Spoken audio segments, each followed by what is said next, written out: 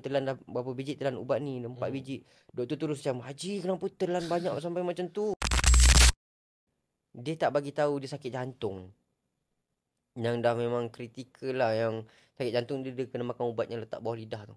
Yang ubat tu kuat lah. Ubat tu sangat kuat. Orang yang serius dia makan ubat tu. Yang sehari maksimum ubat tu boleh makan sebiji je. Dan dia dah sampai tahap yang waktu nak balik tu, dia dah sampai rasa sakit-sakit mencucuk-cucuk berpeluh-peluh badan dia. Dia pergi telan 4 biji. Dah overdose. So masuk flight. Dan tu kebetulan pula flight tu delay. Kapal terbang tu rosak. Isteri saya saksi. Flight tu delay. Saya terpaksa jadi jurubahasa bercakap dengan flight attendants. Dan tu Saudi Airlines juga. Cakap dengan flight attendants, Haji ni dah bahaya ni. Lepas tu sebab kebetulan pula ada jemaah lain dalam tu yang doktor. Dia pun cakap macam, dia ni dah teruk dah ni. Dah mencucuk-cucuk, memang nampak berpeluhnya apa semua. Bila tanya dah level berapa sakit, dia kata sakit mencucuk-cucuk. Dia tanya telan dah berapa biji, telan ubat ni 4 biji. Doktor terus macam, Haji kenapa telan banyak sampai macam tu? Kata tak boleh ni Haji tak boleh fly. Bahaya lah. Medik airport Saudi tu. Airport Jeddah tu. Jeddah ke Madinah. Waktu tu di Jeddah. Kami balik di Jeddah. Datang, bawa naik flight.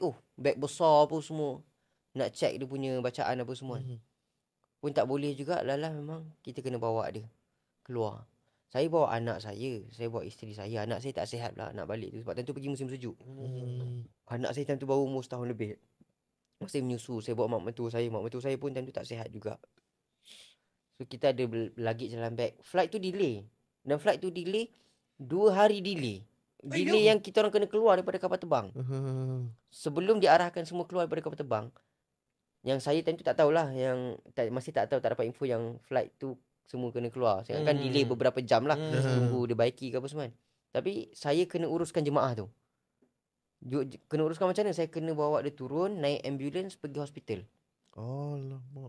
Saya kena tinggalkan isteri, anak saya, mak mentua saya tengah tak sihat dalam flight. Yang flight tu panas nak mampus. Sebab flight rosak, plane tu rosak, kapal terbang rosak kan.